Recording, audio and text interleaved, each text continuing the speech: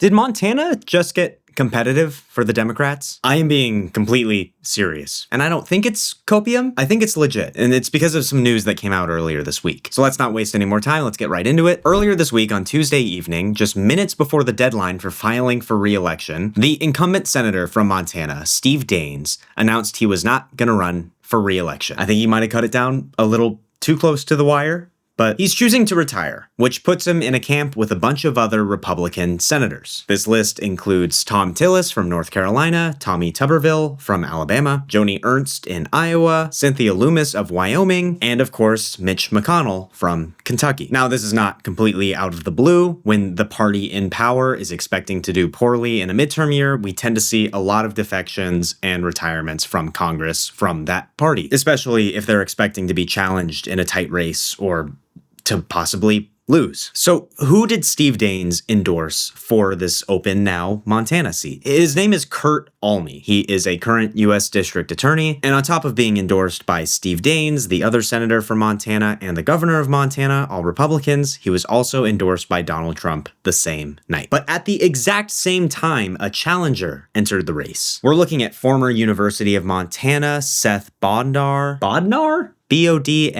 who decided to file as an independent, not a Democrat. Now, you may already know that Montana is a pretty red state that has been trending redder in recent years, but you might be surprised to know that they had a Democratic senator until 2024. His name was Jon Tester, and he has reportedly been encouraging Seth Bodnar to run. And according to some accounts, he's also inspired Seth to run as an independent and not a Democrat. Jon Tester himself has gone on record several times saying that the Democratic brand is poisonous in states like Montana, and I don't think he's wrong. He lost his seat as a Democrat in 2024, despite serving since 2007 in that seat. Now, why is this important? Because I think it's a sign of something really important, possibly becoming a trend. Something I've gone on record before and said that I'm in favor of Democrats doing. And it's exactly this.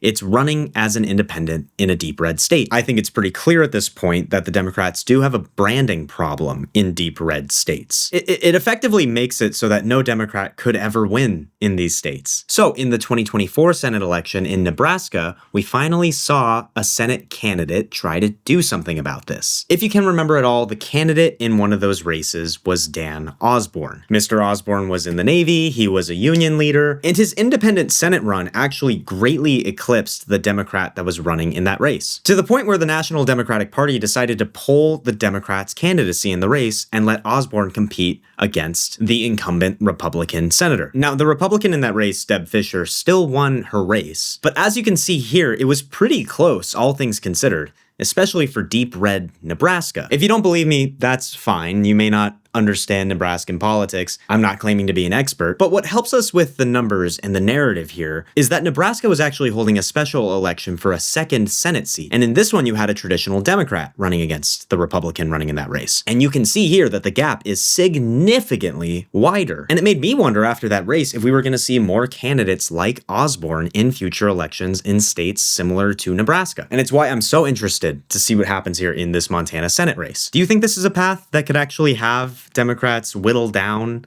Republican Senate numbers? The Senate is a huge vulnerability for Democrats. A bunch of smaller states have a lot more say, like Montana, like Nebraska, than states like California, where Democrats do very well. Dan Osborne said in his 2024 campaign that he wouldn't caucus with the Democrats or Republicans. So it's not exactly a net positive for Democrats, but it's one less seat that Republicans would have to have a majority in the chamber. It's not to say that Democrats should invest a ton of money into these races. Let the independent candidate be independent. But in cases like this, it may be smart for Democrats to step aside and let the independent run in the general election. I mean, looking to 2026, we'll see how this plays out, not just in Montana, but again in Nebraska. You may have caught what I just said earlier. Dan Osborne is running again in 2026. That Nebraska Senate special election with the Democrat we talked about earlier is now up for a full 6-year term in this election. There aren't many polls in this race, but it's showing that Dan Osborne might be within a point of Pete Ricketts in this race, which, again, as a benefit to Democrats, means that Republicans have to invest a bunch of money into this state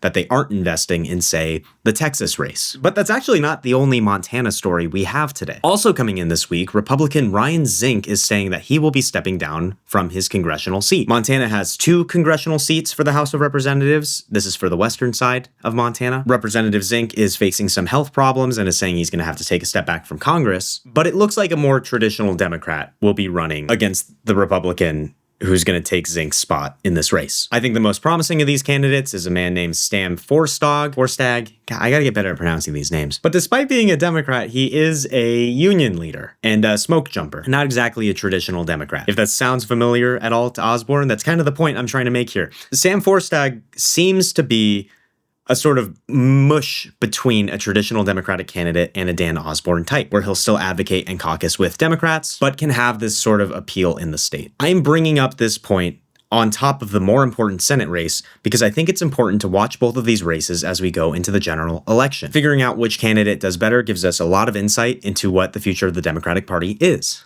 which is a point we keep coming back to here. It is very important this year to figure this out. Is the Democrat label the thing that's poisonous in states like Montana? Or is it candidates with policies that reflect the policies of the Democratic Party that makes these candidates poisonous in these states? Or maybe they'll just equally do horrible. Who knows? Or they'll both win. Honestly, at this point, I feel like you can't really say. Polling data is not as reliable in these sorts of races as they are in much more competitive Senate seats. So we'll have to see. We're going to keep an eye on this race. Anyway, if you found this at all interesting and you want to hear more analysis as we go into the 2026 midterms, sort of get a wider feel for where the political winds are moving, I'd love for you to subscribe to the channel. We're trying to do analysis like this every single day, close to every single day. I'm taking a few days off here or there, but it'll ramp up as we get closer to the midterms. Anyway, I'll see you tomorrow.